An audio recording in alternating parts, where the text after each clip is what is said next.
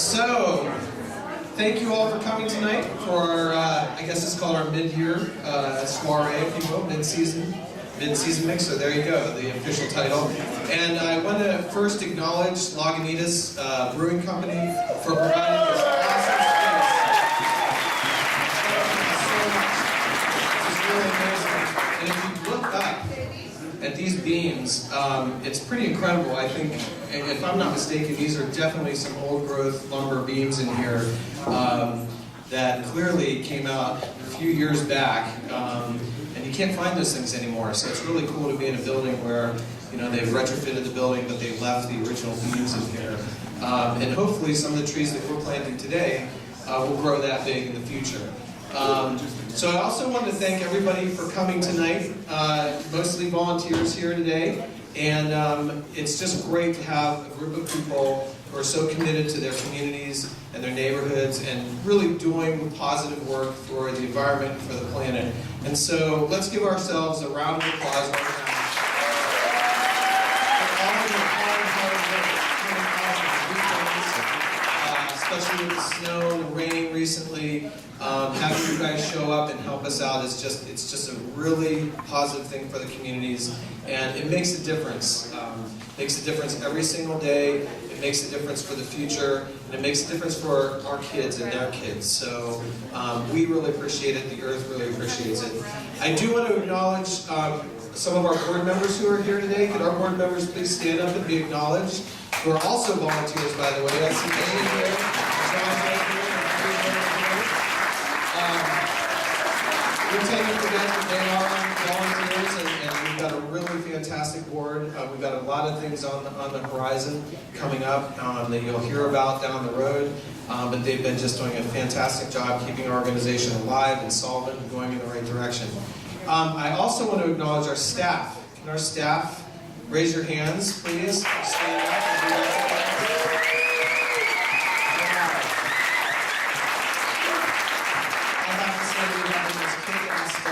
Any organization in the state. So you guys all work with them. You know how they are. You know how dedicated they are to Friends of Trees, to the community, and to the neighborhoods that we serve. And I really, truly appreciate them. I couldn't do any of this without them, and they could do a lot of it without me, I think, but not the reverse of that. So, so anyway, I don't want to keep you too long. I want you to get back to your beers and conversations and pizzas. But I do want to introduce Randy Worth, who unfortunately is leaving us. I'm shedding a lot of tears over here. Randy is an awesome volunteer specialist, and she's going on to bigger and better things. I don't know how that's true, but it seems to me. But anyway, Randy's going to lead us in some game activities, I think, or some Trivial Pursuit, or just some talking points. Okay. Well, anyway, without further ado, here's Randy. Thank you all.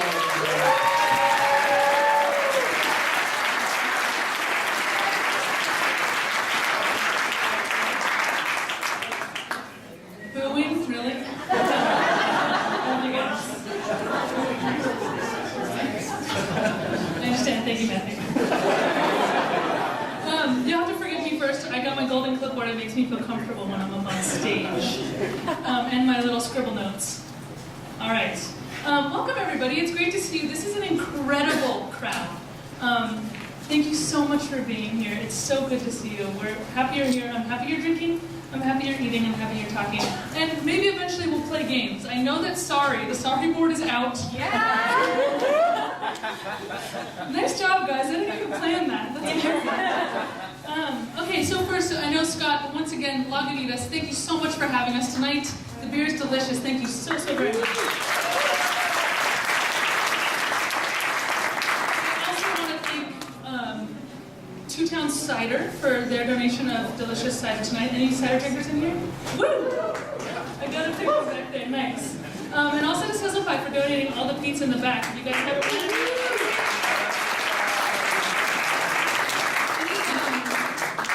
Spiral Tap fans out there? Anything Spiral Tap? Yeah, Spiral Tap. I know you guys. I see you vegan. Okay. Okay, so here we go. Friends of Trees is an incredible organization. organization. Incredible. And in my short 2 years here, it was obvious from my very first day. So as we are in the middle, we are in our mid-season mixer right now, the middle of our 27th planting season. Thanks to all of you in the room and people like you supporting us through the years, we can now boast some pretty incredible things. Over 80 planting events a season.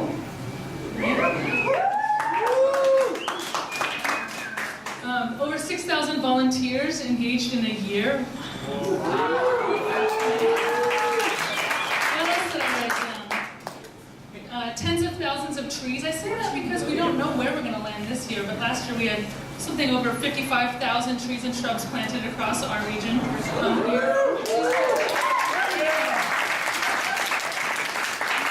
one can count the amount of donuts that we've had at our events. Incredible things. Everybody if we could. I can't. And so, what we have created here is incredible. And so right now, I'm going to invite a couple of people up here to speak about how we do what we do, why we do what we do, and really get at the heart of who we are as Friends of Trees. And when I say that, I mean me, I mean you, I mean all of us together contribute. And so, without too much more talking, this is what I do, like Scott said, but I'm not going to lead games, I'm just going to talk at you. To try to stop myself a little bit here, I'm going to invite two of our planting specialists up here to talk a little bit about their experience as staff at Friends of Trees. Jesse and Hallie, come on up.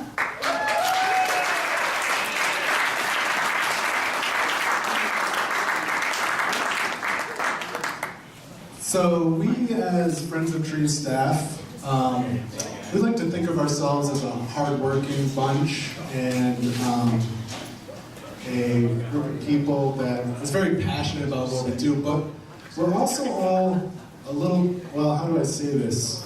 Strange? Quirky. I'll say quirky. Well, what do you mean, Jesse? Well, for instance, I'll just be walking down the street and I'll bump into people or maybe like a telephone pole because I'm too busy trying to identify the tree in someone's yard. Yeah, and I have definitely woken up in a cold sweat from a nightmare the night before planting, fearing someone has stolen all the flags that we use to mark where our plants go, or maybe the honey bucket didn't show up. That's a nightmare. And I have this weird, unique ability to be able to tell someone what neighborhood they live in just based off of their street address alone. They're like, I'm 39th in Clinton. I'm like, that's the Richmond neighborhood. Or they're like, I live in the Alberta Arts District. I'm like, I think that's Concordia. And I know that after my time working at Friends of Trees, I have definitely learned that topping trees is a crime. I have no problem reporting people who do it. And I maybe even get a little bit of gratification out of doing that. Sure, when people call soil dirt, dirt's what's under your fingernails, am I right, people? Or when people don't refer to plants as their scientific name. I mean, what else are we supposed to call them? Latin is not a dead language. Or dog pee, right? What's with all the dogs peeing on street trees? There's a fire hydrant right there. I guess that's a little extreme, but... Maybe a little extreme, maybe a little negative. On a more positive note, it was really awesome this year when our Green Space team got together and realized we needed some new characters for our ecosystems card. We are really pumped to introduce the bees and the butterflies and the worms and the mushrooms. Or I gotta say, one of my favorite parts of planting day is when I wake up early and I get to blast hip hop music really loud in my car as I'm going to a planting site. And I know it's going to be a great planting day when I get into the truck and turn it on and realize our Green Space planting manager, Logan, has left his Ladies from the 80s mix CD in it. And I can blast it all the way out to Forest Grove. And 45 degrees and a light rain is just about the perfect weather. Oh yeah, the plants love it, the volunteers love it. It's perfect. I've also honed my skills of being able to go into a coffee shop and look around and get a feel for how many Cambros they have and whether or not they'd be a good donor. Yeah, or who even knew what a Cambro was before Friends of Trees? For those of you who don't know, it's a 2.5 gallon huge jug of coffee you can get. Anyways, or like when you go to eat a donut at a Friends of Trees event and you realize you just pulled out like 5 or 6 donuts because it's all been jammed together in one big bucket. Sticky goodness. Yeah, but we all just count that as one donut, right? It's also been great. After working at Friends of Trees, I realized that, you know, a pair of fresh Carhartts and a plaid shirt is acceptable wear for a night out on the town. Easy. I really cleaned up for tonight. Well, could I get a show of hands if you're like Hallie and I, because I think you are, as Friends of Trees supporters, that when you walk down a city street, you think, I think we could squeeze another tree in there.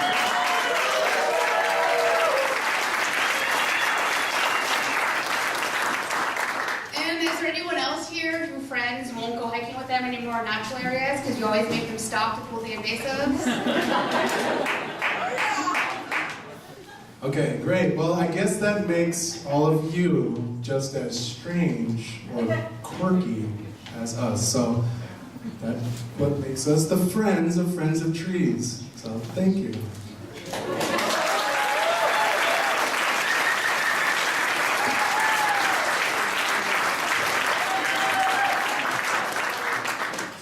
Hallie and Jesse, everybody. Awesome.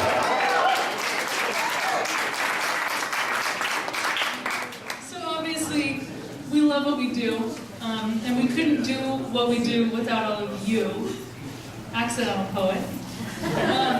And to talk a little bit more about really the tactics of how do you plan an event, what do you do, what's a Cambro, did the donuts come through, are all really important, but what they're getting at is why we do what we do and what we're bringing to the people. And I want to invite 2 different volunteers up. We're going to start with one, a longtime supporter of Friends of Trees, to kind of share some experiences and stories about trees and what they mean. And I'd like to invite Emma Gray.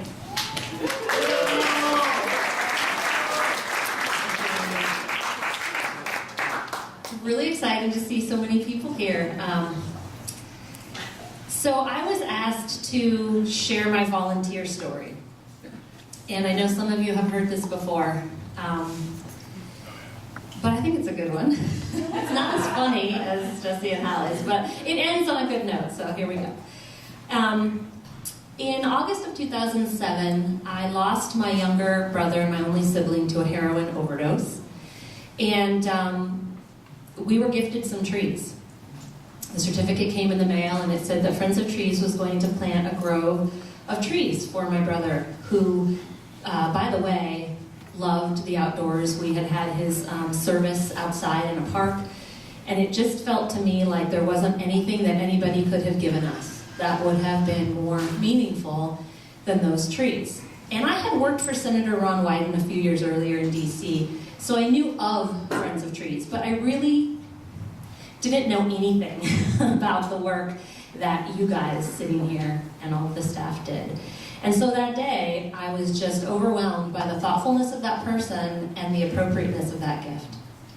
And a few months later, I got another thing in the mail that said, oh, by the way, if you want to, you can come with us and plant the trees. And that tree planting was scheduled for the day before Isaac's first birthday, without him. And I just thought, oh my God, this is like a sign. And my husband and my 2 very tiny children at the time, and my dad and my mobility impaired mom decided we're going to go and we're going to plant these trees on March 14th, 2008, I guess it was. And it was hard, and there were a lot of unknowns, and I didn't know if my mom was going to be able to walk down to the planting site, and we brought like an extra camping chair and all these things.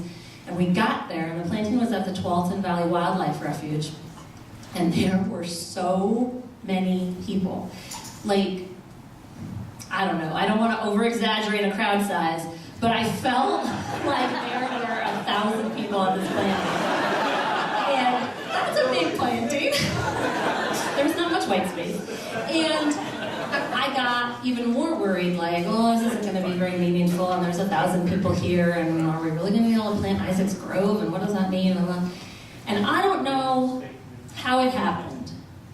I do now, because I've been behind the curtain.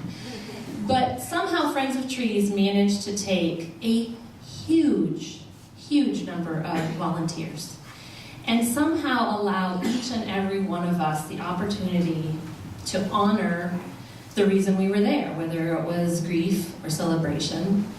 And it was really an incredible experience, and it was the first thing that I had been able to do since my brother passed away that felt like it was really helping me through, because I got dirty and I got sweaty, and I was there with my little girls and my parents, and we did something.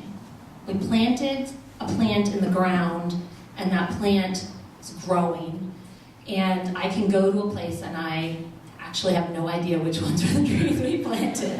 It's completely meaningless. It was the process and the experience. And after that time, I gave trees. I gave trees to people when they were married. I gave trees to people when they lost a pet, when they lost a person that they loved. And 3 years later, I was looking for a job. And I found this job posting that said, I actually don't remember what it's called. It was really long. But it was basically like membership and gift tree services specialist.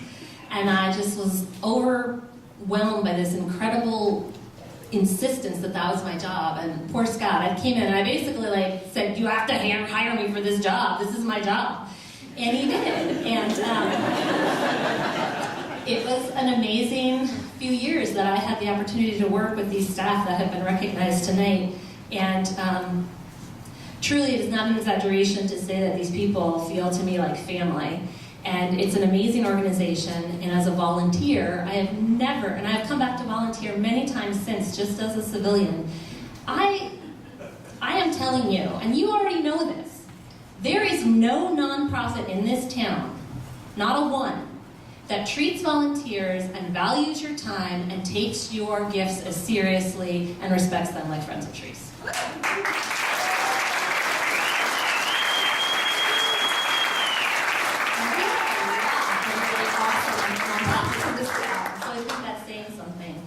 And the final gift that Friends of Trees gave me, and I'll just leave you with this, is that although I only worked for them for 2 years, I had this amazing welcome to the organization, and through my work with Friends of Trees, both my husband and my children got very involved in planting. They have planted hundreds more trees than I have, and both my daughters, who are not so little now, are 16 and 17 years old, and they're both crew leaders. And they crew lead with their dad.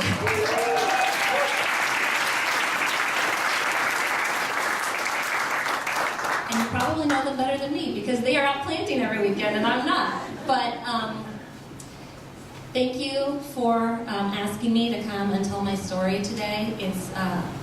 This is a really important organization in my life personally, and I'm really proud of the work that this organization does to make our community better. And thank you all for being here in support of that.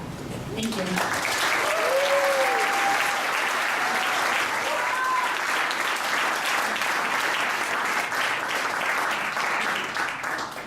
Thanks, Emma. And now for a story on the other side of the Green Space Gift Trees program is incredible. And now I'm going to invite another longtime supporter of Friends of Trees, teacher and tree fan, Bruce Nelson, to share a bit about his experiences with neighborhood trees. I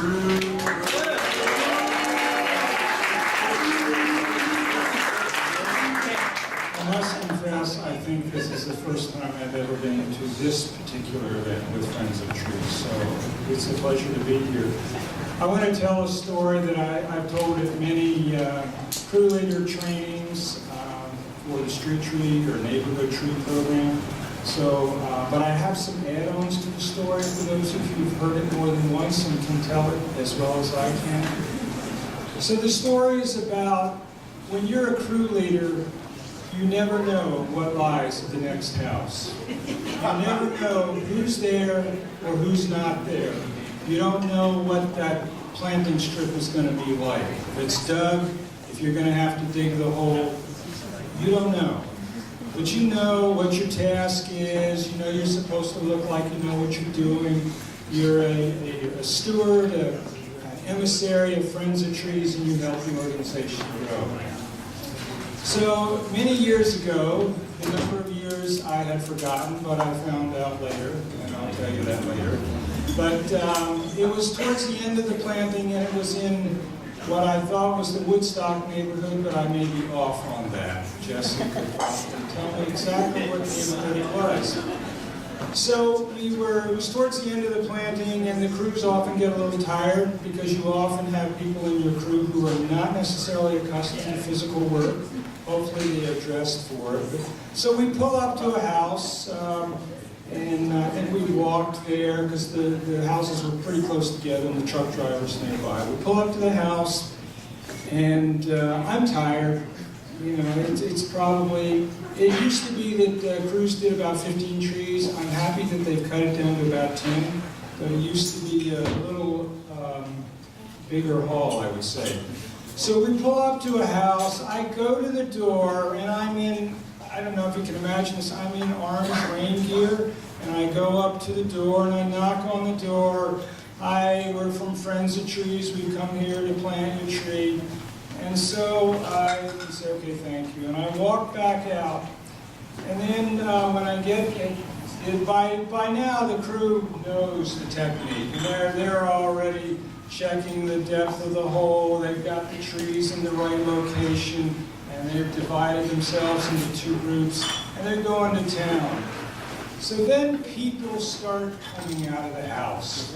And pretty soon it's 10 people. And then it's 20 people. And then I don't know, if there were 40 or 50 people came streaming out of that house. They're not dressed to help us, but they're observing what the heck is going on. So it ends up the woman who had ordered the trees had died before the planting occurred. And so all these people knew about it, and they showed up to celebrate her life. And so you just never know what's going to happen. Now, when I was asked to repeat that story, I just said, well, you know, I ought to try to find that location. And I've been involved in a lot of plantings, not so many in the last 10 years because of work responsibilities, but that's changing now that I'm retired. So I thought I remembered where the house was. It's the park, as I recall, I was telling my wife, Carolyn, well, it's that park that is on the southeast side of 39th and Powell. And it's about 1 or 2 blocks to the west of that. Roughly that location. And so we went, I think last week, the weekend, we walked around, and we actually did find a house that kind of fit my memory. And so I knocked on the front door to see if I could find out some more information about the people who lived there, or about the trees. I took some pictures of the trees, which I have up here. And the young, well, that's by my standards, I'll say they're in their 30s. They came out, and the woman came to the door, and then her husband, her partner, came to the door and joined her. And they joined in the conversation. They said, well, that's probably, and they named some name that just ran away from me. I couldn't remember it. And they said, yeah, she lived here. She was a Croatian background family, and that family owned 4 different houses around here. And we noticed when we bought the house, and we bought it from that woman's daughter, and every year a group of people would show up about, I forget if it was the grandmother's birthday or probably of her birthday, and they would come decorate the tree. I don't know if they still do that or not, but it was an extended family, Croatian family. They lived in multiple houses in the neighborhood.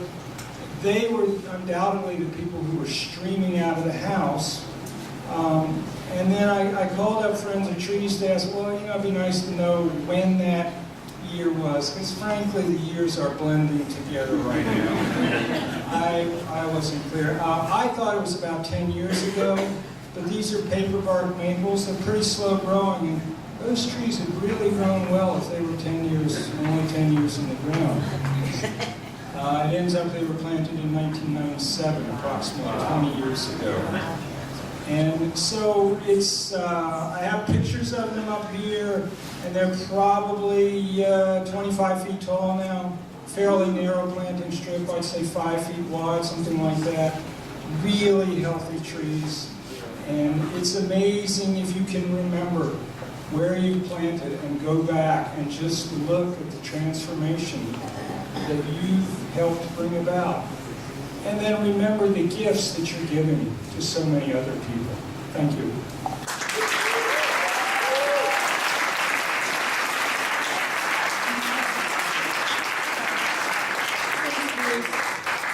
And again, these photos are here if you guys wanted to come up after this.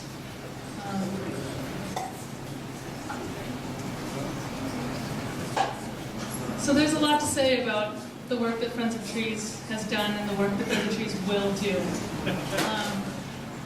By having you all on our team, being out there with us and creating positive relationships with our natural environment and the trees around us, it's hard to express. I have a hard time expressing that to all of you. Obviously, I'm on my way out of Friends of Trees, and so forgive me for some emotion that might come out right now, but essentially, as you've just heard, Friends of Trees is an incredible organization. We educate people, we welcome people, we show people about the natural environment around them that they didn't know existed. We offer a platform for people to come together and have an active part of changing and creating healthier communities for everybody. We are an incredible organization. So thank you all for doing what we do to make sure that we can do what we do. Whatever it is that you do, maybe you truly keep doing it, please. If you donate to this organization, keep doing it, please. If you're able to do something else, we have calendars on all these tables. Come and join us at one of our green space plantings. Come and join us at a neighborhood trees event. Plant those big trees that you'll see in 20 years. Go out to the grove that you planted 10 years ago and figure out which trees were the ones you planted. If you're a volunteer and you're able to, donate. This organization needs it. We have envelopes on the table, and if you want to, there is a basket at the back table behind Scott, and you can set those there. But ultimately, just keep doing it. We love you guys. Thank you for being in our Friends of Trees family. Now, if you'll let me, you guys all have name tags on, and some of you might recognize them as name tags that we used to help sort people at our events. And so to lead us out of this, while you'll be looking at the events you want to go to and looking at those donation envelopes and wondering when cornhole is going to start in the back, I would like you guys to all follow some instructions for mingling right now. And also, I realized that I forgot to mention earlier, our bartenders are amazing in the back, so please tip them.